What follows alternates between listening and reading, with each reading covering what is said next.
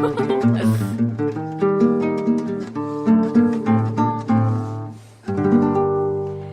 Hoy hablamos de la indagación socrática y de la criticidad en estas onces. Acompañamos nuestra guapanela preguntándonos qué es el pensamiento crítico y por qué es importante para nuestra coyuntura colombiana. Acompáñanos a esta merienda con aguapanela con lengua. Que tan fresquita y en la sabana. Discúlpeme Si interrumpo su desayuno. Va a salir del... Estamos aquí reunidos para tener una charla rica con aguapanela con lengua. Y quisiera que Queso nos explicara qué es esto de aguapanela con lengua. Por favor, Queso. Bueno, pues este es un colectivo conformado por estudiantes universitarios en áreas afines a lo que son las ciencias del lenguaje y la comunicación, y los invitamos a todos a charlar y a escuchar con aguapanela con lengua. El día de hoy pues estamos con la canela, envuelto jábana, el limón, la panela y el queso que soy yo. Envuelto Jábana, demuéstranos tu voz para que nuestros oyentes puedan diferenciar las distintas voces. Bueno, un saludo a todos. Yo soy el envuelto Habana y nada, aquí muy contento de estar en este espacio. Canela, por favor. Bueno, hola a todos y todas. Yo pues soy la Canela y nada, también muy feliz de pues venir a dialogar un poco sobre pues los diferentes temas que vamos a tratar a lo largo, pues no solo de este primer encuentro, sino de los demás encuentros. Panela. Hola, soy Panela, soy la del saborcito. Me alegra mucho este espacio, muchas gracias por la invitación. Y listo, entonces yo soy el limón. Como decía Quesito antes de iniciar la grabación, tengo unas posturas bastante bien colocadas, entonces pues por eso me llamo Limón, o no sé, ¿por qué me llamo Limón, Queso? Ah, porque yo elegí llamarme Limón. Bueno, Sí, pero te queda de maravilla. O sea, te queda muy bien. el día de hoy vamos a hablar acerca de la criticidad, del pensamiento crítico y del contenido y de consumir el contenido críticamente. Y para preparar esta charlita, todos leímos un texto. ¿Cuál era el texto? Que no me acuerdo el nombre. ¿Alguno lo recuerda? Leímos el texto El cultivo de la humanidad de, voy a suponer que se lee así, Martha Nussbaum. Más específicamente tuvimos en cuenta el primer capítulo que se llama El autoexamen en Sócrates. Listo. Con esto, bueno, más adelante hablaremos un poco del texto para pues saber cómo estamos tratando los conceptos, pero primero es, ¿qué carajos es el pensamiento crítico? Pues mira, yo por pues lo que leí eso y de lo que yo pues he entendido hasta el momento, el pensamiento crítico es como que uno mismo tomar posturas respecto a sus decisiones a lo largo de su vida. Entonces es pensarse por qué yo pienso que algo está bien o algo está mal, porque yo estoy de acuerdo con X o Y ideal, cuestionarse prácticamente todo en su vida para realmente tener un argumento de peso para al momento de decir, no, lo que pasa es que yo soy de esta forma porque estoy de acuerdo con esto, no me parece lo otro, pensarse muy bien realmente las decisiones que uno toma y si tienen verdaderamente un fundamento en el razonamiento de uno para eso. Ya te dejo el limón ahí a hablar. Bueno, era para complementar lo que usted estaba diciendo, Canela, y es que, pues bien lo dice el texto, y se complementa con lo que usted dice, que nosotros al nacer y crecer en una cultura nos vemos imbuidos y embadunados con unos pensamientos que nos van metiendo sin que seamos conscientes de ellos. Pensamientos como la libertad, la democracia y muchísimos, como que todo. Entonces, esto de el pensamiento crítico llega como una forma de decir, bueno, esto me lo metieron antes de que yo fuera consciente. Ahora que soy consciente, voy a revisar qué tanto me gusta y qué tanto puedo justificar esto que defiendo. ¿Cómo justifico esto que estoy creyendo? Dejaría ahí. Bueno, yo quisiera agregar a esto, yo considero que el pensamiento crítico también se basa mucho, por un lado, en la información, ¿no? En que para que yo pueda construir un criterio, para que yo pueda construir una opinión sólida y una opinión que toma en cuenta todos los diferentes puntos de vista, es necesario que yo esté informado, es necesario que yo tenga en cuenta las diferentes posturas que tienen las demás personas, ya sean contrarias a la mía, y analizarlas desde un punto de vista objetivo, fuera del sesgo que puede llegar uno a tener pues, por sus propias creencias, como comentaba Limón, pues por las formas en las que nos hemos criado. Creo que hay que agregar ahí eso. que está la cuestión de informarse de buenas fuentes, cuestionar todas las fuentes de las que nos informamos, pero también tomar en cuenta los puntos de vista que pueden ser contrarios a nosotros. Yo complementaría eso con algo que dice la autora en su libro y es: cuando no hay pensamiento crítico, el prejuicio se hace pasar por razón. Y esto me parece muy importante porque cuando uno no, como tiene tanta conciencia, cualquier cosa puede ser un argumento válido. Mientras que, como dice Envuelto Habana, cuando uno va ganando distintos puntos de vista, pues logra ver las cosas un poquito desde más lejos. Y postularía la pregunta de, bueno, ¿qué es una buena fuente? ¿Yo cómo sé que mi fuente es buena o no? Bueno, pues yo creo que acá es buena hora para retomar un poquito el background de sociohistórico que nos da la autora acerca, pues, de lo que fue la educación tradicional en la antigua Grecia, ¿cierto? Y por qué esta cuestión del pensamiento crítico y el cuestionar, ¿no? Se vuelve un punto central dentro del texto y nos compete ahora, sobre todo en el momento por el que estamos pasando, el momento coyuntural, el paro nacional y demás, estando pues a 9 de mayo del 2021.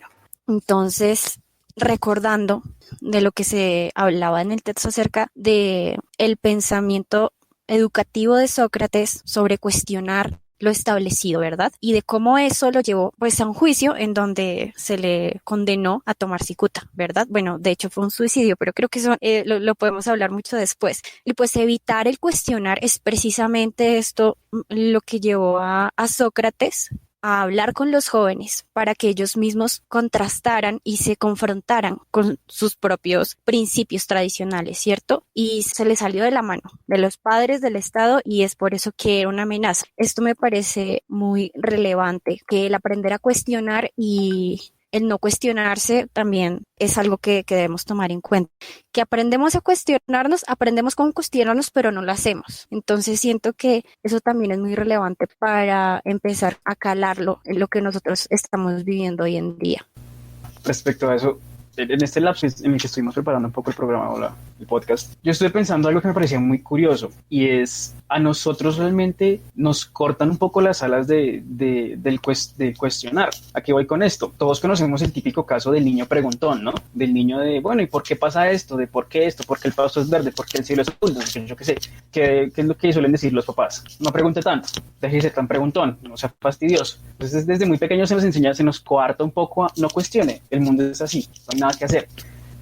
Cuando ya uno llega a escaños un poco más grandes, a nivel ya, digamos, universitario o a nivel inclusive escolar, en el que empiezan a inculcarnos un poco este pensamiento crítico, puede ser un poco choqueante, ¿no? Para alguno de nosotros.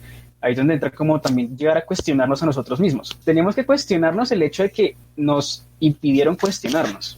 Y yo creo que eso también, esa misma estigmatización también se ve a grandes escaños. Ahora, respecto a lo que comentaba Limón ahorita de cuáles son que se puede considerar una buena fuente, yo aquí creo que me voy un poco hacia el lado filosófico. Yo creo que la mejor fuente es la directa. Lo que yo veo de primera persona, lo que yo escucho de primera persona.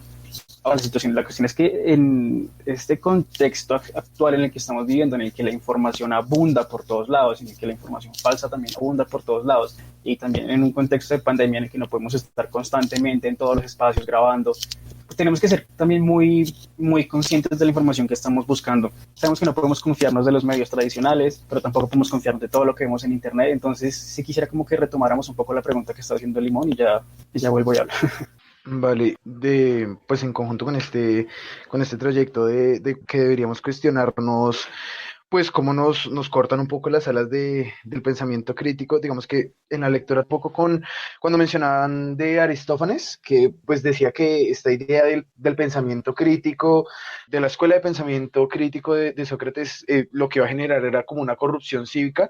Yo siento que también pasa mucho, digamos, en las casas, pues precisamente cuando el niño es muy preguntón y pues que muchos padres no realmente nunca se han cuestionado cosas de su vida, entonces pues no tienen una respuesta concreta para darle al niño y en lugar de como de aceptar, porque también digamos que cuando a uno lo empiezan a cuestionar y uno llega a un punto en el que ya no puede responder porque no sabe cuál es la razón de algo, digamos que muchos padres optan por esta decisión de simplemente decirle, pues eso es así y punto, así tienen que ser las cosas, y lo que hacen es como cortarle las alas de la criticidad, y uno como joven lo que hace es, bueno, como niño en ese momento, es dejar de preguntar mucho, y de hecho, pues muchos profesores con los que yo he hablado dicen precisamente eso, que la idea es también, digamos, de cara a Colombia, la idea de algunos docentes con los que he hablado, es fomentar el pensamiento crítico.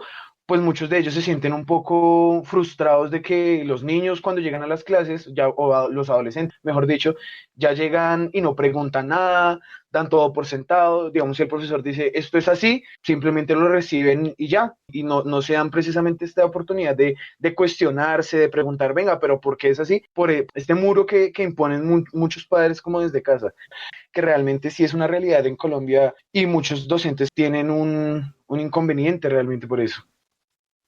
Listo, yo complementaría mucho esto con simplemente unas preguntas. Por un lado, ¿cuál es la utilidad de cuestionar? O sea, hemos hablado de, bueno, el pensamiento crítico, bueno, la criticidad y hay segregación social porque somos críticos, entonces nadie nos quiere. Pero, ¿cuál es la utilidad social, la utilidad real de cuestionar? Sócrates lo llama, dice que no hay un acto más democrático que el cuestionar. Y asimismo, bueno, ¿qué nos habilita a nosotros como personas normales, como a niños? ¿Qué nos habilita para preguntar? ¿Qué nos valida como unos cuestionadores profesionales? Creo que no es tampoco exactamente culpa de los padres, es decir, las preguntas que hacen los niños usualmente son ya de por sí muy existenciales, un poco muy difíciles. Algunas veces se preguntan sobre el funcionamiento interno del planeta, cosas así. Creo que no se puede nombrar solo a los padres como los causantes de esto. Más bien, creo que ese tipo de preguntas, en vez de ser eliminadas, lo que deberían ser es guiadas a hacerse preguntas de otro estilo. Es decir, ya no preguntarse, por ejemplo, por qué la luna me sigue, por ejemplo, que es una pregunta muy frecuente, decía Piaget, en los niños, sino también por el funcionamiento de otras cosas que a las que sí se les sea más sencillo darle una respuesta, al menos a un niño. Entonces, eso sería una labor importante de los maestros de los niños. Con maestros no me refiero solo a los profesores que les están enseñando, sino prácticamente a cualquier acto, a cualquier persona que les pueda ayudar.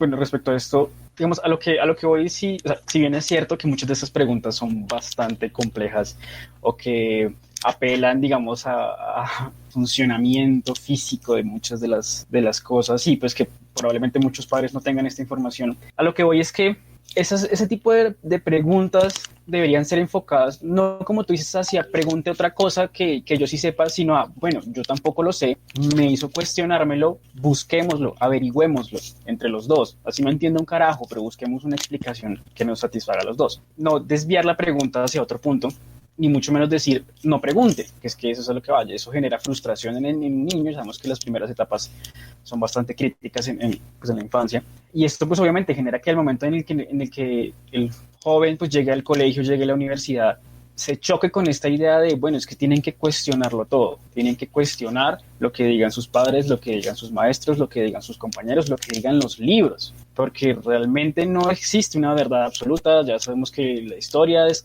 escrita por los vencedores, entonces para nosotros también es muy importante como que, si bien no se nos den todas las respuestas, porque no hay respuestas para todo, no todo tiene una respuesta, no todo tiene un porqué, sí se nos inculque a, si no sabe la respuesta o si no está conforme con esto, pregunte, y si la respuesta no satisface, pues busque las respectivas respuestas. Ahora, volviendo con el tema, bueno, la utilidad de cuestionar, yo creo que es un poco evidente. En una situación como esta, yo creo que ha sido inclusive producto de que la gente se ha cuestionado, que la gente ha dicho, venga, pero es que ¿por qué el sistema de salud es tan malo? ¿Por qué el sistema educativo es tan malo? ¿Por qué llevamos tanto tiempo con el mismo presidente? ¿Por qué? ¿Por qué? ¿Por qué? Entonces, al momento de la gente empezar a cuestionarse, empezar a buscar información de otras fuentes, pues siento que eso ya es una muestra de para qué nos sirve cuestionar, ¿no? El solo contexto actual que estamos viviendo en Colombia ya es una muestra clara de que cuestionar realmente funciona, de que cuestionar desde las casas implica ya un avance, implica un beneficio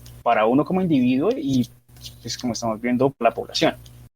Sí, bueno, en conjunto con esto de la utilidad, ¿no? De cuestionarse, yo también lo encamino un poco a que gracias a pues al cuestionarse uno logra, y pues obviamente las respuestas que recibe uno, es que uno pues también puede utilizar eso como de pronto un apoyo o una guía para crear